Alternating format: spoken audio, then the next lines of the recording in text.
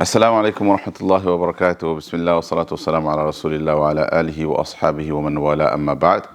So brothers and sisters, in this video, I'm going to give you a practical demonstration of all of the physical actions of Salah.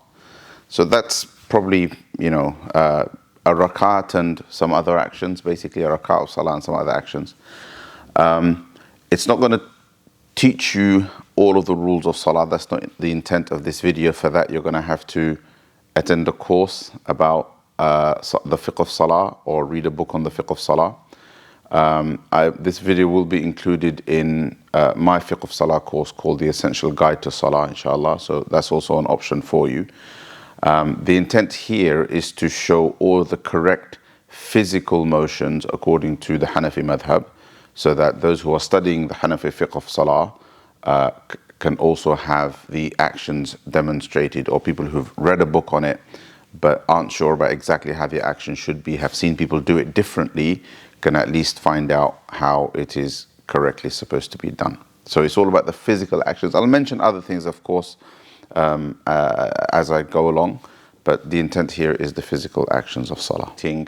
All of the actions, right from the beginning, step by step, and I'll explain the actions for men as well as the actions for women. So as a general principle, all of the actions of Salah are the same for men and women, except for certain differences that all ultimately are based on trying to make the physical movements of a woman more concealing for her, more conducive to modesty and concealment. That's the basic fundamentals, and we take this from the Sahaba and their transmission of the Salah of women. Okay, that is basically how it is. In most of the madhabs, there are some variations in the Salah of men and women. All right, so I'll go through it according to how it's done in the Hanafi madhab, inshallah. So when you start your Salah, there's a few things that are preconditions. These are fara'id, right? And then a few things that are obligatory inside of Salah. So these things, basically, if you don't meet the preconditions, your Salah hasn't even begun, right? You haven't even started praying. And then when you start your prayer, if you manage to start your prayer correctly, and then any of the arkan of Salah, any of the fundamental pillars of Salah, the fara'id of Salah, if you miss any of them, then your Salah is invalid. Right, so these are the most important things to learn. So it's not my intent to explain all of them, but the basic preconditions are things like your body has to be clean from any physical impurity, your clothes have to be clean of any physical impurity, your place of prayer has to be clean of physical impurity. You have to be in a state of major and minor ritual purity. That means that if you needed a fard bath, you've taken your fard bath. And you have wudu, the time for the particular fard prayer has to have entered, all right? And then, you have to be facing the qibla, right? So, for the sake of the filming, I'm facing a different direction, but you get the idea, right? So imagine I'm pretending I'm facing the qibla, and then you basically make your intention. So all of these things are kind of outside of the salah, and then you start the Salah with the takbir. Okay? So moving into Salah. The first thing is that your intention for Salah, and then your takbir, when the takbir tahrima, as they call it, right, which is when you say Allahu Akbar and enter into Salah, they have to be consecutive. You make the intention, you do the takbir tahrima. You can't do the intention 10 minutes earlier, have a chat with your mate, answer a phone call, and then come and say Allahu Akbar and start. Intention, takbir tahrima have to be together, all right? Your intention doesn't have to be verbal. It has to be in your mind, and you have to be conscious of which Salah you're praying, whether you're praying by yourself or behind the Imam. Basically, you've got to be conscious of what you're doing, all right? And that can be in your mind. If it helps you to verbalize, you want to be able to focus, and it helps you to verbalize, you can verbalize it in your own language. You can do it in Arabic, but only do it in Arabic if you know what you're saying, meaning if you actually know the meanings of the words. If you're just parroting words that you've memorized as a child, not a good idea, because that doesn't count, because you don't know what you're saying. So if you say words in Arabic, what you're saying doesn't count, what you're thinking is what counts, right? So therefore, you can simply, for example, imagine I'm praying Fajr, all right? So my intention, and I'm praying behind an imam, right? So my intention just needs to be, I can just, as I begin, I can be like, Fajr Fard, behind the imam. So kind of to myself, right? So basically what I'm whispering to myself is Fajr Fard, behind the imam. And that's, as long as I'm conscious of those things, right? That's it, my intention is done. And if all I have to really do is just think that, okay? So intention, Allahu Akbar. So I'm saying it aloud for the sake of teaching, but obviously you'll say aloud or quiet based on however you're praying. So once again, and this is how it's done for men. So so your intention is like Fajr Fard, Allahu Akbar. So notice what I've done, right? So the Takbir Tahrima, straight after the intention, my position, right? I'm facing the Qibla, feet are parallel. So feet are parallel, facing the Qibla, okay? And then as I go into the takbir, right, move your gaze to the place of your sujood, all right? So if I end up looking at the camera, that's not what then I'm just doing it to look at you, but it's supposed to be down at the place of sujood. So down at the place of sujood, right? And then Allahu Akbar, hands up to the level, thumbs up to the level of the earlobes, palms facing towards the Qibla, fingers natural, right? Natural, not spread, not completely closed, just natural, okay? And then I bring basically the hands down. I'll explain what happens when the hands come down. But once again, palms facing forward, the thumb level to the ears, so palms are towards the Qibla, right? Allahu Akbar, okay?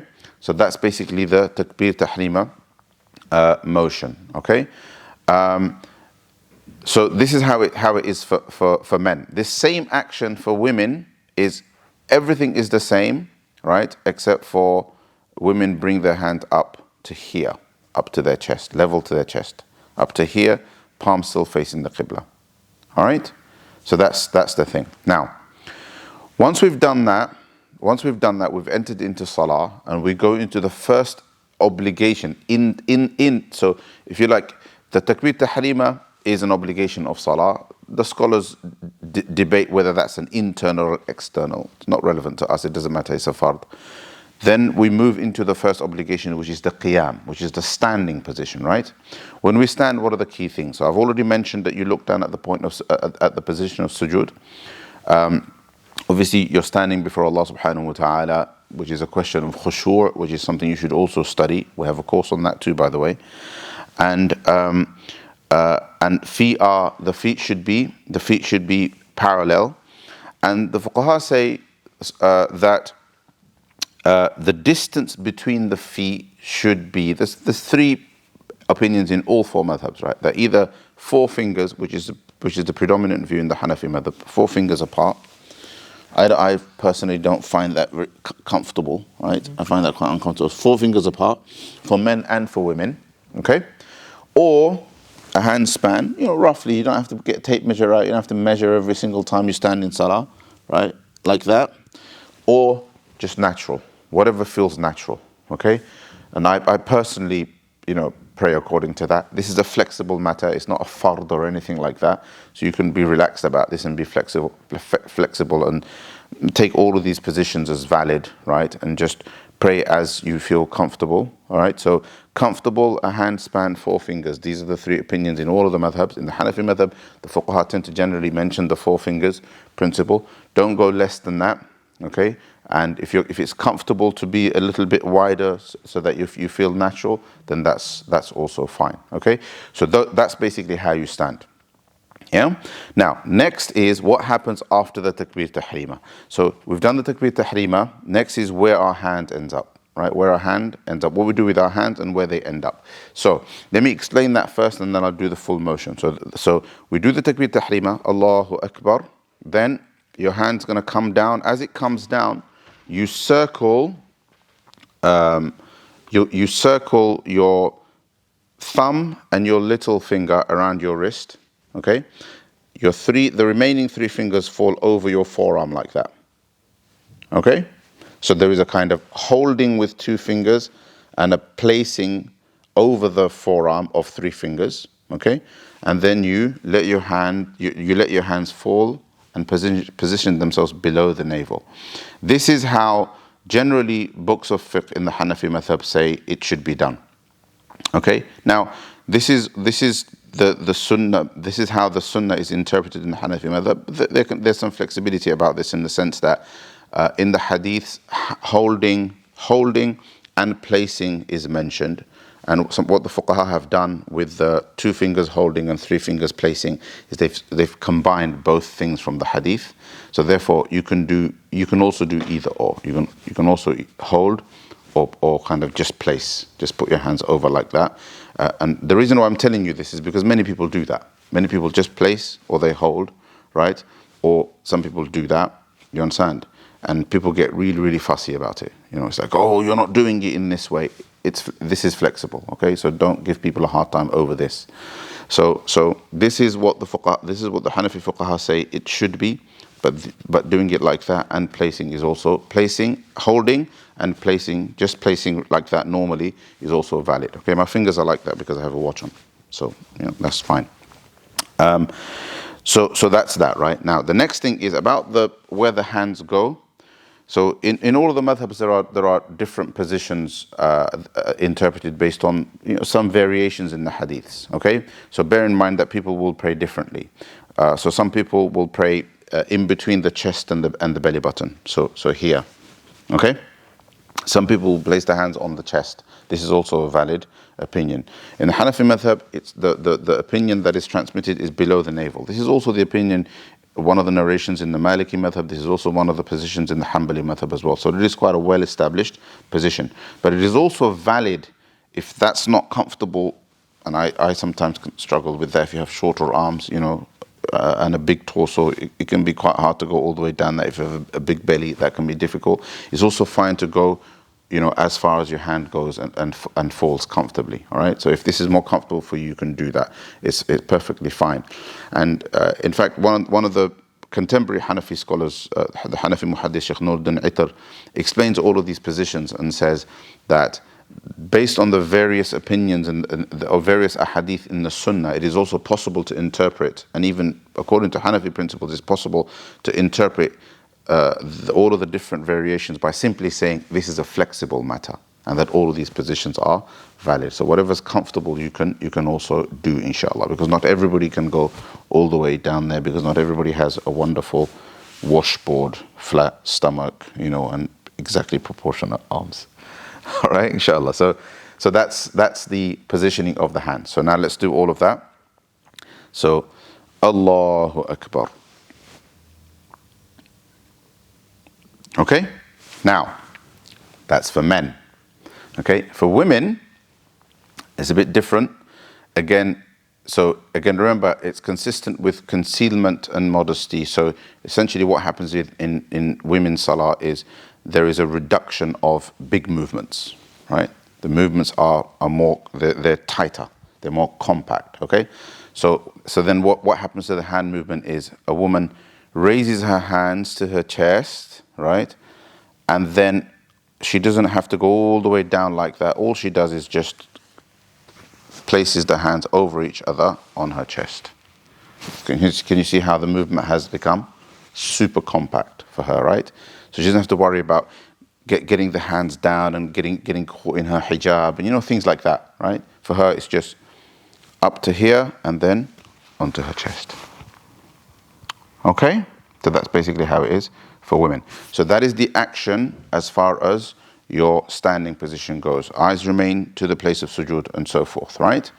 Now, obviously, the rest of the rules of salah now apply. So once you've done that, now you're going to recite your thana, subhanakallahumma wa bihamdika wa tabarak asmuka wa ta'ala jadduka wa la ilaha ghayruk. You're going to recite a'udhu billahi minash shaitanir rajim, bismillahir rahmanir rahim. You're going to recite the Fatiha, then bismillahir rahmanir rahim. Then you're going to recite a surah. Okay, there are rules associated with these that you need to study in the fiqh of salah.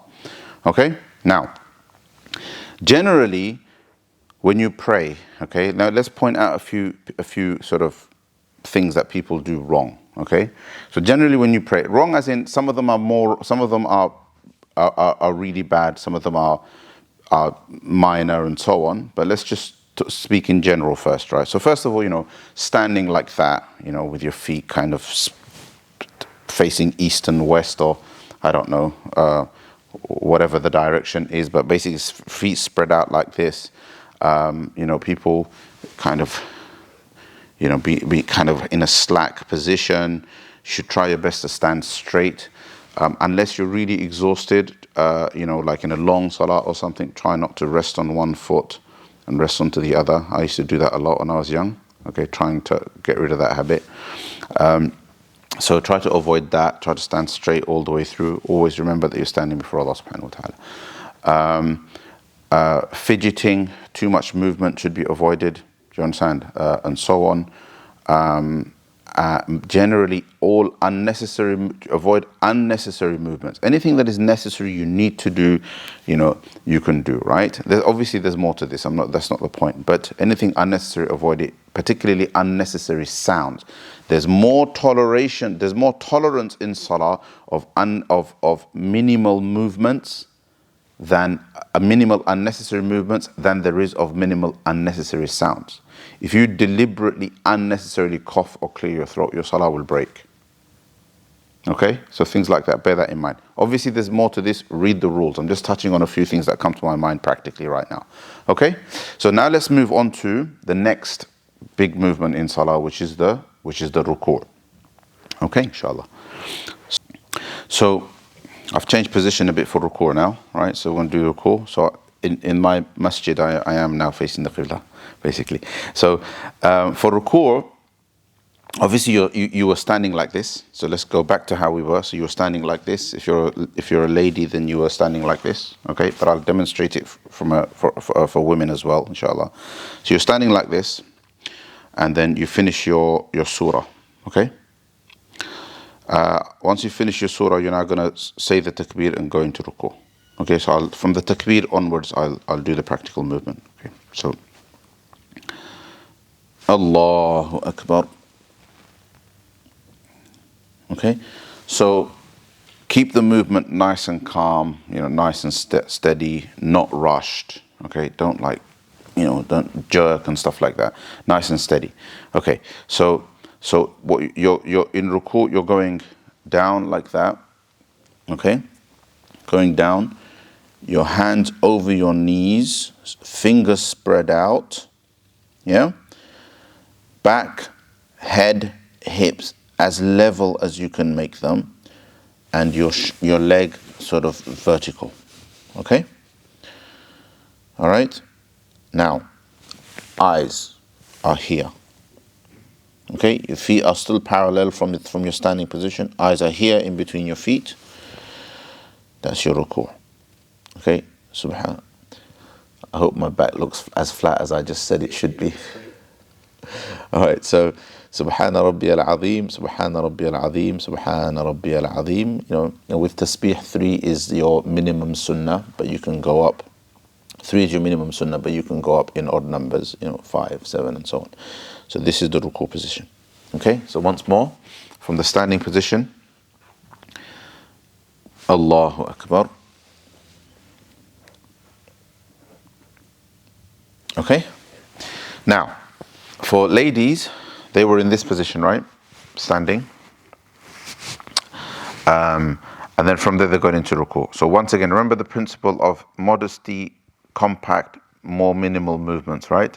So a woman doesn't have to go all the way down like a man, and so on, right? She just has to go far down enough to touch her knees, okay? So this is how it looks. So eyes are down there, and then Allahu Akbar. Okay, just enough so nice and compact, just enough to touch her knees. You don't have to go all the way down and so on, because the further down you go, the more the physical shape of your body is expressed and exposed, right? So she just goes down there, and Subhana Rabbiyal Azim, Subhana Rabbiyal Azim, Subhana Rabbiyal Azim. Okay? All right? Eyes in a similar way, just as far, towards your feet, basically. Okay, so again, from here, Allahu Akbar, Subhana Rabbi al-Azim, Subhana Rabbi al-Azim, Subhana Rabbi al-Azim. Okay, that's the ruku'. Right. So after the ruku', all right, you go up into a brief standing position called the qawma. Okay? Now, the qawma is going to be the same for men and for women. All right? So let's go from the ruku' and back up to the qawma. Okay? So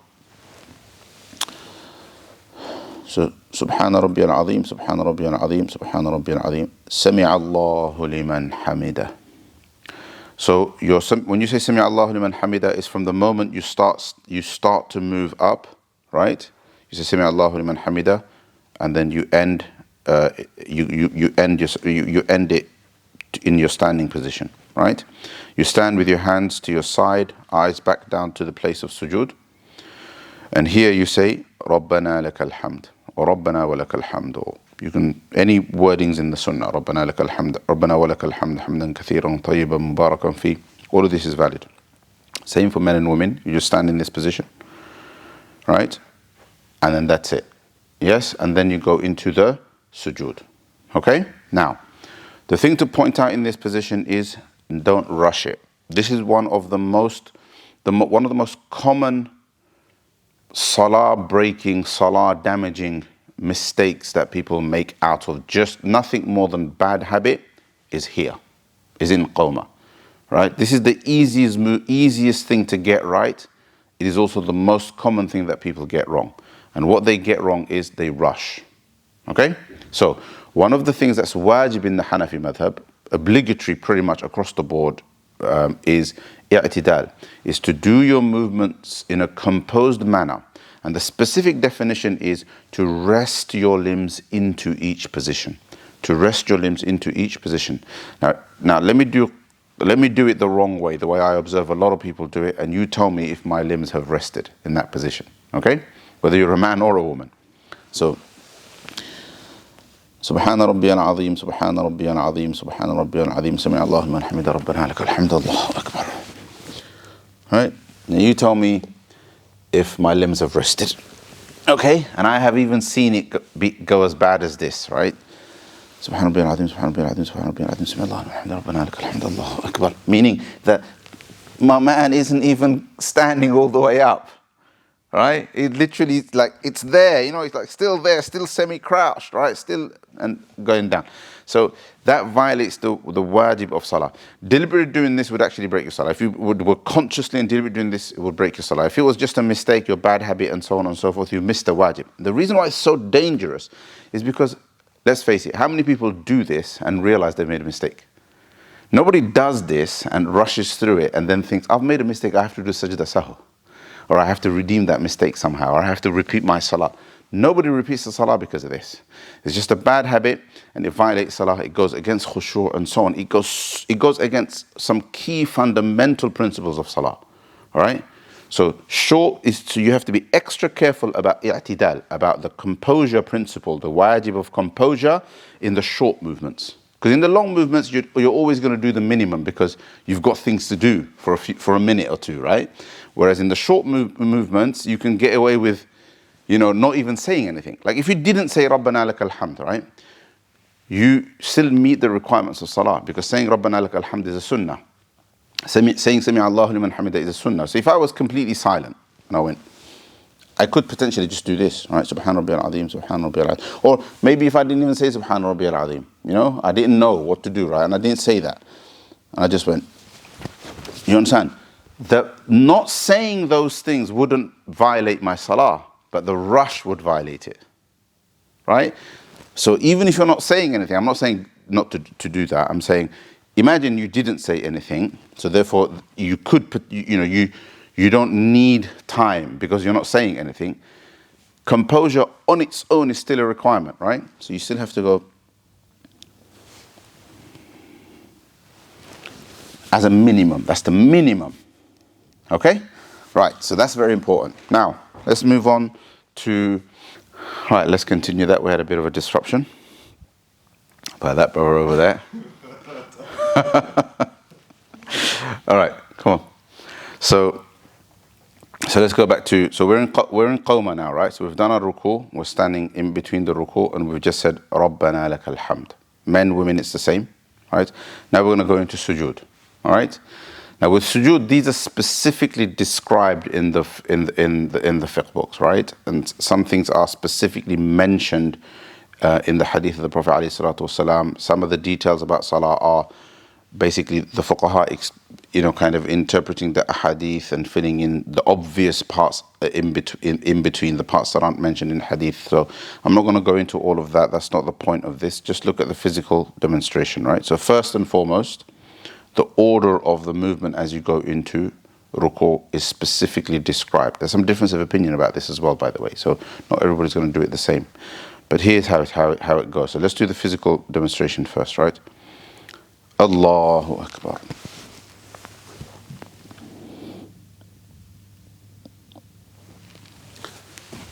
Now let me talk you through all of that. Okay, so first of all, you go down as straight as you can do, right? Some of my teachers used to say, collapse down completely straight like that, okay? That can be quite tough on your knees, especially at my age. It's already, my football battered knees would struggle with that. But the point is, try to stay as straight as you can rather than, like crawl down into sujood, right? Basically, stay as straight as you can, okay? Hands onto your knees, okay? So go down, hands on your knees down first. Okay, both knees down first. Then your hands where you're going to end up. Then your head in between your hands. Your fingers closed, pointing to the Qibla. Okay, now, my feet. Let's have a look at my feet. All right, so feet up like that. You have to do your sujood on your toes. This is very important.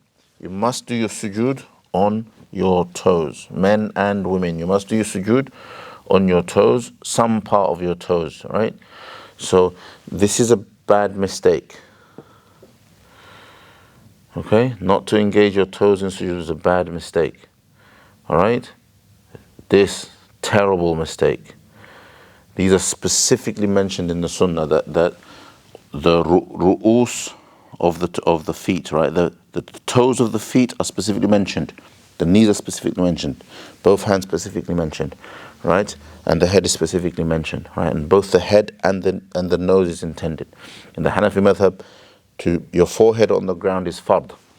Your nose on the ground is a wajib, right? So we have to be mindful of all of these things. Okay, so here the common mistakes that people make is lifting feet, lifting feet, things like that. People doing things like this, not putting their toes down. These are all bad mistakes in sujood. Okay, bad mistakes. Doesn't seem like much, but going against the Prophet's own description of sujood, right? And these are considered the method of this aspect of the method of sujood falls into the obligation category. Now, the other one is lifting your nose up. You're in sujood, right? And then you do that. Okay? If you did that throughout the whole sujood, it's a big mistake. If you had your feet lifted throughout the whole sujood, big mistake. If it lifted up momentarily and went back down, lifted your nose up momentarily, went back down, inshallah, your salah is still valid. Okay? Just keep those things in mind when it comes to sujood. Now, men and women sujood, very different. So therefore, I'm going to demonstrate the women's one, but I'm not going to do it like perfectly because I'm really stiff. Okay, so let's do it, right? So women, when they go into sujood, so remember the principle of things are more compact, more conducive with concealment and modesty. Okay, so it's not, they're not as spread, right, as men. So one other thing I didn't point out actually. So what men do in sujood. So I focused on the feet and the forehead, didn't I? So in sujood, you got your hands here. You got your head in between your hands. I've mentioned the feet, right? Now, this space important. So you don't you don't close it too much, all right? So the basic description is that your thighs and your stomach should be separate. Thighs and your stomach should be separate. Your elbow should not touch the ground, okay? And your arm here, your arm and your sides are separated, okay? This is how you do it, okay? You can, there's space to go even wider and so on, and the fuqaha say that a small animal should be able to pass right through. That's in the men's sujood, okay? Now, see, that's what I meant by spread right now. In the women's sujood, it's the opposite. Everything is compact, okay? So, she's in her qawma, Rabbana lakal hamd, okay? Allahu Akbar. Now, at some level, so some ulama say that her feet should already be pointed to the right, but she should still have her toes on the ground like this, but she can have her feet pointed to the right to accommodate a more lower position, okay? A lower position, right? But if she doesn't do that, this is not very clear. If she doesn't do that, it's fine. So she can be like this. But the main principle is that with men it was keeping these parts separate. With women, it's together. All right, it's as crouched as they can go. Obviously, everybody can't do this optimally. So as much as you can do, as much as you can get compact and tight. So like this. So with men we said elbows not on the ground. With women, elbows on the ground. With men we said arms separated from the side. With women, it's arms close to the side, right? So as compact as you can go. Hands can be the same with your head in between your hands. And there you go. Okay? So some ulama will teach that the feet should be to the side here to allow for a more crouched position. This is easier for people who don't have weight. This is fine, but try to make sure that your toes you're still doing sujood on your toes, because that's an important element of the sujood. Okay, that's a woman's sujood. Now, this is of course, how the sunnah is interpreted for women. Okay, if you can't do that, then go as close as you can, right? And if you can't do it, that can be quite difficult, right? Because you have to be quite supple. So if you can't do that at all, and your sujood ends up very close to how a man's sajda is, so this is all you're doing, right? Your sajda is fine. Okay, so you don't have to beat yourself up about this and worry too much. Just go as close to that description as you can, right? But be comfortable in your sujood so that you can stay in sujood for as long as you need to. Okay, so if this is too comfortable and you're going to be struggling, you're going to be in pain or something because of stiffness or whatever it is, then go, spread yourself out more so that you are comfortable.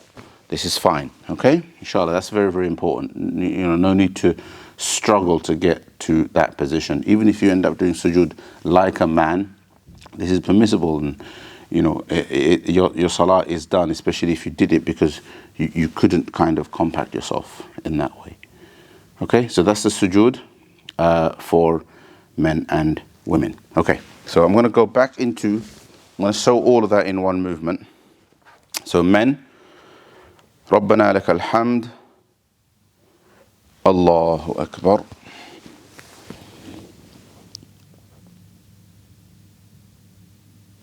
And for women, Rabbana lakal hamd, Allahu Akbar. That's as far as I can go, by the way. Okay? And then the next part, so I'm going to go from the male method of sujood to the next position, right? So the next position is the sitting position. One last thing about sujood, by the way, which is a minor detail, is keep your eyes down towards your nose in sujood. Okay? And the number of tasbih in sujood is the same as in ruku'. 3 is the sunnah minimum. It's sunnah anyway, the tasbih is sunnah. 3 is the sunnah minimum, and then you can go 5 and 7, and go up 5 and 7 to increase tasbih. You'll get more reward for it. Okay. After the sujood, so you're in this position. After the sujood, you sit briefly. This is called the jalsa. So remember, in every rak'ah there are two sajdas. Obviously, inshallah, everybody knows that there are two sujuds in every, two prostrations in every rak'ah, right? In between there is a small sitting called the jalsa. That's where we are now. So I've just done my sujud, Allahu Akbar, into the jalsa position. All right. Now, here I'm going to explain sitting. Yeah. So when you sit, so the first thing is your hands are on your thighs, but towards your knee. The end of your fingers, right there at the edge of your knee, right at the end of your thigh. Okay, fingers are normally spread out. Normally spread out. Normally, you don't have to go like that. Normally spread out. Okay. Eyes are into your lap, and your feet are like this. Okay, this is the best I can do. Some people can really stand it up. The description in the books is that when you sit, you flatten your left foot and then you sit on it. This is for men. Flatten your left foot and you sit on it, and you raise your right foot up in this way with your toes folded, pointing towards the Qibla. Okay, now I have a stiff toe from a dislocation, so I often can't hold this position for long, so I tend to, oh there you go, that's painful. I tend to bring this toe out like that. All right, but that's me. That's because of my problems, right? So these things are sunnah methods, and you can adjust. If you can't do it, and you had to sit like that, then it's fine. It's not an issue, but try your best to do it like that. Okay, this is how it is done. So you stand it up in that way as much as you can. Stand it up in that way, toes folded, so that as many of your toes as possible are facing the Qibla. That is the best way to do it. And if you practice this, if you've practiced it from childhood, it's easy. Unless you have some sort of an injury or something like me, then you won't have any issues, inshallah, doing that, right? So this is the sitting position. Do you sit on your heel? Are you supposed to sit on your heel? No. You sit on your left foot. Okay? So brother over there who is disturbing me constantly is asking, do you sit on your feet? As in, do you do that? Right? No. You sit. Specifically, the description is you. So if you watch me go into the sitting position from sujood, right? The left foot falls flat. Okay? I sit on the left foot. My left buttock is on my left foot. My right buttock is suspended. Yeah? And then I've got this foot standing in that way towards the Qibla. Eyes in the lap. Okay? So this is still jalsa position, but when you sit in tashahhud, it's the same. When you sit in tashahhud, it's the same. And in this position, I say a short dua. It's mustahab. Allahumma ighfirli warhamni wahdini wa'afini warzuqni. And then I go into another sujood. So this time I'm going in from this position. So my feet are already on the ground. I go from this position into the sujood. Allahu Akbar. Right? It's for the men. And then the only thing change that happens is if you look at my feet, my left foot has gone from the flat position to the standing position. Okay? All right? And back into this position for sujood. All right? Now, all of that is how it's done for men. Okay? Women sitting is slightly different. Right? And women do something known as tawarruk in Arabic. Okay? So what they basically do is, so they were in sujood like this, weren't they? Already, yeah? They were in sujood like this, right? Toes up a bit. Slightly to the side is fine, but on your toes, yeah? On your toes, or toes can be straight up as well. Yeah? Everything's flat, everything's compact. And then tawarruk, when they sit, let me show you first, right? So when they sit, it's Allahu Akbar. Right, so what's going on here, right? So tawarruk is when you know how in the men's position the left buttock sat on the left foot? In the tawarruk position, the left buttock sits on the floor. Okay? Sits on the floor, and then the feet come out towards the right, like that. You can see both my feet towards the right in that way. You don't have to stand the feet up, just like that. Okay? And of course, every position is as long as you can do it and it's comfortable.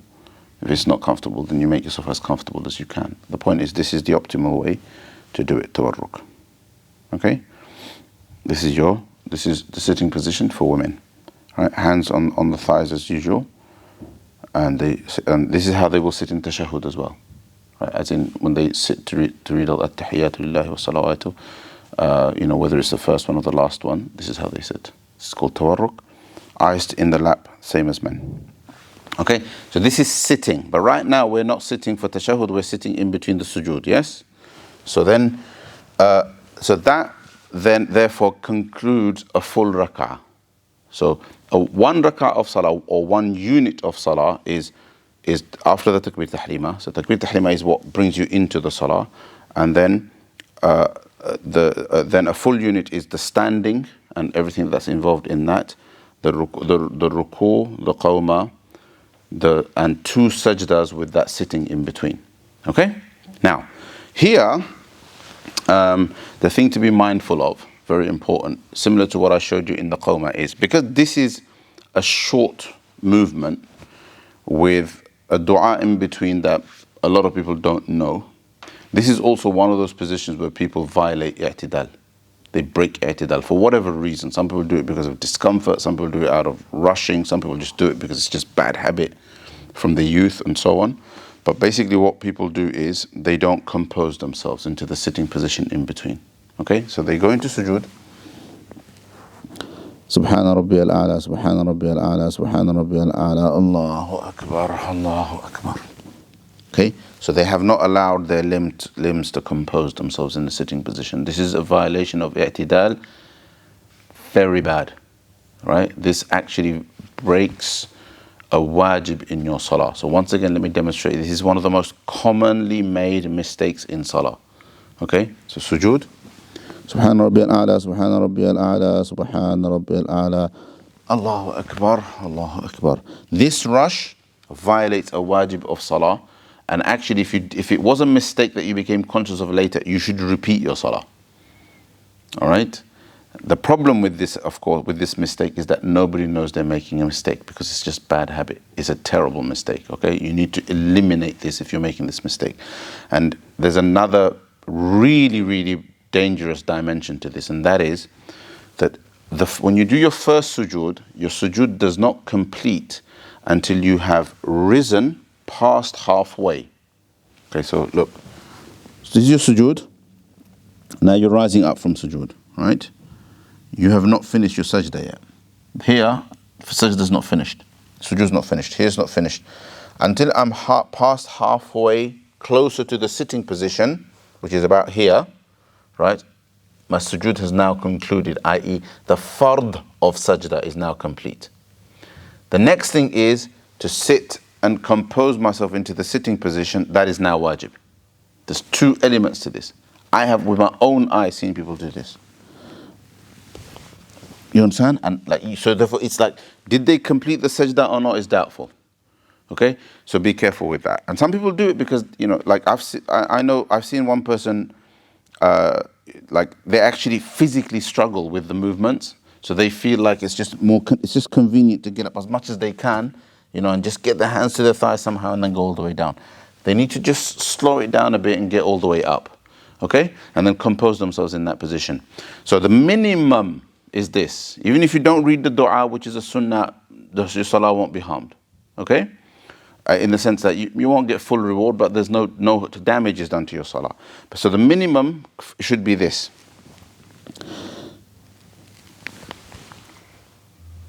So allow a second to compose your limbs. So it's the composure of the limbs in that position, or the settling of the limbs in that position, and then down. Okay? That's your full rak'ah. Okay, inshallah. All right. The next thing I want to show now, we're going to jump a little bit. So you've done one rak'ah, second rak'ah will be the same. Okay? After the second rak'ah's second sajda, the second unit's second sajda, you're going to sit in tashahhud. Okay? So now we're in the second rak'ah, second sajda, Subhana Rabbi al-A'la, Subhana Rabbi al-A'la, Subhana Rabbi al-A'la, then we're going to sit in tashahhud, right? So, Allahu Akbar, At-tahiyyatu lillahi wa salawatu wa tayyibat. Yes? Now here there is one more physical movement. So you need to learn the rules of Salah, learn the du'as of Salah. That's not what I'm teaching you right now, the physical movement. There's one more physical movement. In At-Tahiyyatu, when we say the Shahada, or according to in all of the different madhabs, at various positions there is an indication with the finger in various different ways. I don't want to get into the difference of opinion. I'll just show you how it's done in the Hanafi madhab, right? Basically, all of this is based on how the same set of ahadith are interpreted and understood, right? So basically in the Hanafi madhab, your hands start off like this. Just focus on my hands, right? Hands start off like this. So loosely open, normally open, basically not exaggerated, but normally open. And you read your tashahhud. So let me read the tashahhud and then focus on my right hand. Okay. التحيات لله والصلوات والطيبات السلام عليك أيها النبي ورحمة الله وبركاته السلام علينا وعلى عباد الله الصالحين أشهد أن لا إله إلا الله وأشهد أن محمدا عبده ورسوله. So, right, you got that? So now, this movement, what did I just do? So first it's flat. Then when I say ashhadu Allah, that la is a negation. There is no. At the la, the finger rises, right? And the finger rises like this. These two fingers tuck in. These two fingers tuck in. Small finger, ring finger, tucks in. These two fingers form a circle, okay? So, you understand? So, okay, this is the movement. So, and then the finger goes up, La ilaha illallah, comes back down at illallah. So let's do it again. Ashhadu an la ilaha illallah wa ashhadu anna Muhammadan abduhu wa rasuluh. And then stays like this for the rest of your sitting. Stays like this. So these two tucked in, these two forming a ring. This one dropped. So both of this is possible. It can be dropped all the way down, or it can just be suspended a little bit up like that. This is all fine, and it stays like that until the end. So in the tashahhud, there is this one other physical movement. Okay, and that's it. So now we move on to the end of the salah. Okay, there's as far as I can think, there's no other physical movement, right? So we're now our fingers like this. We're in tashahhud. After the tashahhud, we say Allahumma salli ala Muhammad, the durood or the salah ala nabi, and then Allahumma barik ala Muhammad. Right, both of these are sunnah. And then right at the end to do some dua is sunnah. اللهم إني ظلمت نفسي ظلما كثيرا ولا يغفر الذنوب إلا أنت فاغفر لي مغفرة من عندك وارحمني إنك أنت الغفور الرحيم is what's commonly taught in this position. It's a beautiful dua. You should make sure you know it and read it. And you can read other duas as well. This is a bit that sometimes people don't know. So here you can read ربنا آتنا في الدنيا حسنة وفي الآخرة حسنة and so on. And if you're on your own praying, you can extend that for as long as you want. Read as many du'as as you want, as long as you read du'as from the Quran and the Sunnah. All right, and you don't make up your own stuff. All right, so after you've finished, you do your salam, okay? And the salam is Assalamu alaikum wa rahmatullah, Assalamu alaikum wa rahmatullah, okay? And for women, it's the same. You're in this position, you're in that tawarruk position, and you say Assalamu alaikum wa rahmatullah, Assalamu alaikum wa rahmatullah, okay? Now, the only thing to mention here from a physical movement perspective is that your salam should be all the way until the people behind, if somebody was behind you, they could see your cheek. Okay? And eyes on your shoulder. All right? And some people say that eyes on your shoulder and then a glance outwards. And the reason for that is it sort of reflects if you're in a congregation, if you're in congregation. So if you're in a congregation, when you make salam, it's Assalamu alaikum wa rahmatullah, and you make intentions. So if the imam is over there, I'm on the left side of the imam, then with my right salam, in my salam I make a mental intention that I'm saying salam to the imam, to the rest of the congregation, and to angels and jinn in presence. All right? Same with my left salam, but because I don't have the imam towards my left, I don't intend the imam and so on. That's all part of consciousness in salah. I mean, how many of us do this stuff and don't just say assalamu alaikum and don't think about it, and we're worried about what do I do next? Run off, to my next appointment. Does that make you understand what I'm saying? Some people roll their head. Yeah. No need. Yeah. So some people do roll their head. You're right. Some people they do that. Actually, that's true. It's very true. No, it's just like that. All right. Some people try Okay. to look at the... Yeah, and also there's no, nothing has to be drooped. There's no drooping. There's none of that. There's no crouching. There's no drooping. You're straight in your salah all the way through. Okay. So, assalamu alaikum wa rahmatullah. And if you're in congregation, you can have a slight glance up. Assalamu alaikum wa rahmatullah. Okay. All right. Otherwise, on your own and stuff, you keep your eyes there. Keep your eyes there. Okay. That's your salam. And coming back to the drooping thing, right?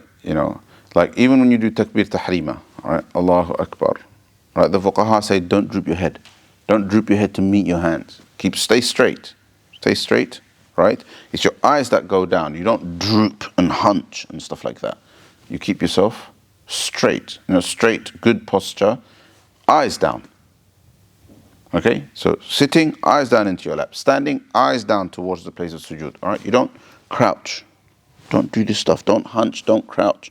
There's no humility in that. There's no added meaning of humility or anything. Stand straight. And the fuqaha have specifically said, have discouraged kind of going down like that, because this is not transmitted anywhere. Okay, in fact, that's one of the makruhat of salah. It's actually makruh to do things like that. Okay, so those are all of the physical movements of salah. Okay, inshallah. So remember, you still have to study all of the rules. You have to learn the fiqh of salah, but this is so that you know how to do the physical movements correctly. Okay, inshallah. What about standing back up? I saw when you showed how to go back down. Yeah, that's a good one. That's a good point. Standing back up. Okay, so when you are in your first rak'ah, all right, and you're in sujood. Subhana Rabbi al-A'la, Subhana Rabbi al-A'la, Subhana Rabbi al-A'la. Obviously, when you go from sujood and you sit, we know how that's done, right? Yeah? What if you have to stand up from sujood? So you say, Subhana Rabbi al-A'la, Subhana Rabbi al-A'la, Subhana Rabbi al-A'la. Here, you go up in reverse order of the way you went down, right? So forehead up, nose up, hands up, back onto your thighs, and then up like that. Okay? So you're in reverse of how you went down. If you can't do that physically, then obviously you can adjust however you need to. Having said that, remember that there's a difference of opinion in this. According to some of the other fuqaha, it's hands that go down first, right? It's hands, then knees, right, and so on. So therefore, there's a difference. There is some difference of opinion. The point isn't for you to do it differently. The point is to accommodate the people who are doing it differently and not to get obsessive about correcting them. Oh, I just learned from Shaykh Shams that this is how it's done. You're doing it incorrectly. No, there's difference of opinion in some of the movements. Let people do it how they do it, right? But if somebody's clearly supposed to be doing it in this way and they're making silly mistakes, then you can obviously share your knowledge and correct them. But the most important mistakes in salah are really not the precise physical movements. This is so that your salah is optimal. The most common mistakes in salah are violation of i'tidal, right? Like rushing through things. Okay, inshallah. Jazakumullah khairan. So the thing for you to do is, if you're thinking, oh my God, there's so much to learn about salah, yes, you should think that. Study the fiqh of salah, and you can basically study on demand on the Mawarid Lifestyle website, and the course is called The Essential Guide to Salah, all right, which will go through all of the rules of salah in detail, inshallah, and obviously you'll see this practical demo as a part of it as well. Jazakumullah khairan. Hope you enjoyed that and benefited from it. Assalamu alaikum wa rahmatullahi wa barakatuh.